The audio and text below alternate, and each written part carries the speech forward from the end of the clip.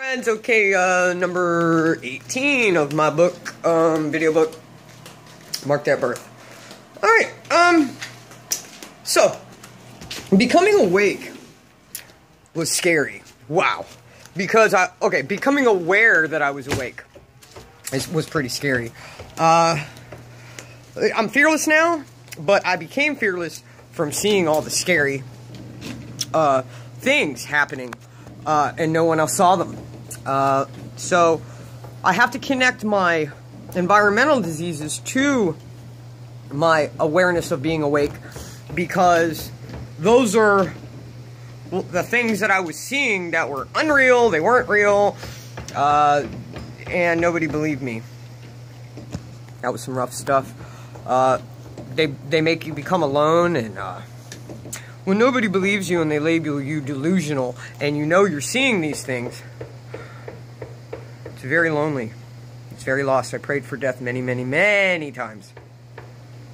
Probably more in my life I prayed for death than I prayed for myself, for anything good. Probably 3 years ago. But you see me now. I'm an enlightener. So I got put way, way, way down low in my own mind. But I'm complete now. I was a little lost girl. I'm a little lost girl found now. So that's why I'm here to tell you. When I started seeing these things, my hair was alive. My hair was alive. My hair was alive. Okay? It would try to choke me out. I'm not saying like creepy, weird, alive. I'm saying if you were eating food, it would always try to find the food. If you tied it back, it wouldn't stay in a bun or whatever. It would untie itself. Try to get in your eyes. You could actually see your hair would lay down on your skin, and then it would almost melt into it and disappear. Freckles would move. I know my freckles. I would actually take a picture of one of my active freckles. I'd take a picture of it, and then the next day I would show you how many inches it had moved, and the size and the color and the shape, and nobody believed me. Not even the best dermatologist. My buddy, I've known him for years. He was like, nah, no. Later to find out that everybody that had Morgellons and Lyme disease went through the same thing I did. They're just not recognized by our doctors. So they're not going to say they see these things because they can't treat them. But when I became more aware that I was sane and I wasn't delusional, was when I had people, when I started speaking like this out in public and putting myself as a sacrifice, trying to tell people, look, I'm not crazy, I see this stuff. Well, other people started saying the same thing. And you know what? They had the same environmental diseases that I had. Which connects me with, is God awakening these people through environmental diseases? Because why are us that are seeing these and are delusional are the ones that have the tick bites and the sand flea bites and the Bartonellas and the worms? Because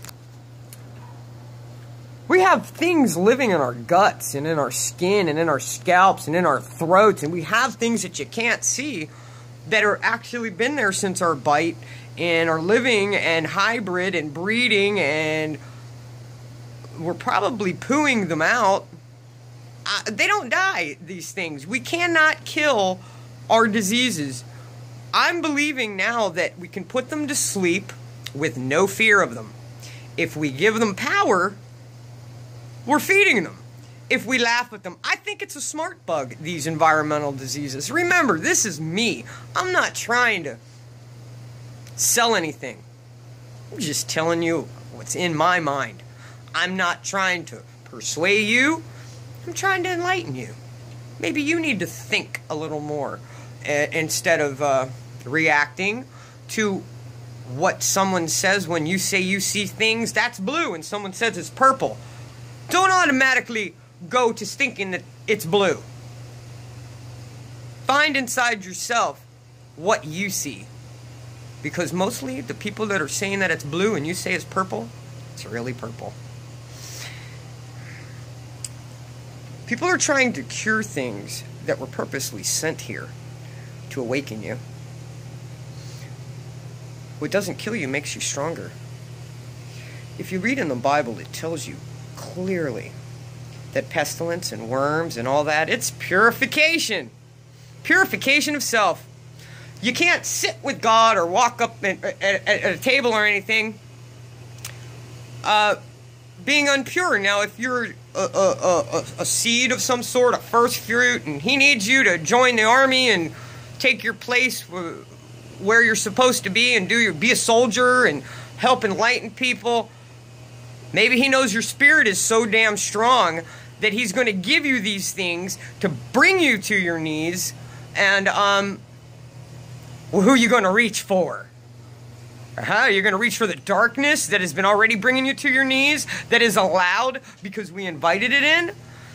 Okay, so even though this pestilence might be sent to us, remember, we invited it. Okay? Because if we were living holy lives and doing the right thing, we wouldn't be going through pain and suffering and ick and yuck. We invite it.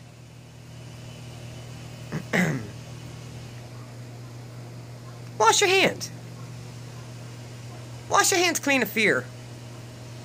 If you know God, know him, not believe in him, if you know him, what are you afraid of? A worm? A bug? Because once you see truth and the veil lifts, hair really ain't hair, your skin really ain't skin. It's a meat sack, and it's covering the real you. You are energy being up underneath that look that you have. Okay? I pray for the world. I pray for you to awaken. You need to understand. Don't listen to what you were told. It's lies. From a smart man. Okay? Smart man that had a little bit of power, and it wasn't the good stuff. We don't have power. For a man to think he had power to steer us, and your name wasn't Jesus Christ, you were taught lies. Because whoever was teaching back then wasn't screaming, Jesus Christ said so. He was saying, I said so. Love you. We're going to go to 18.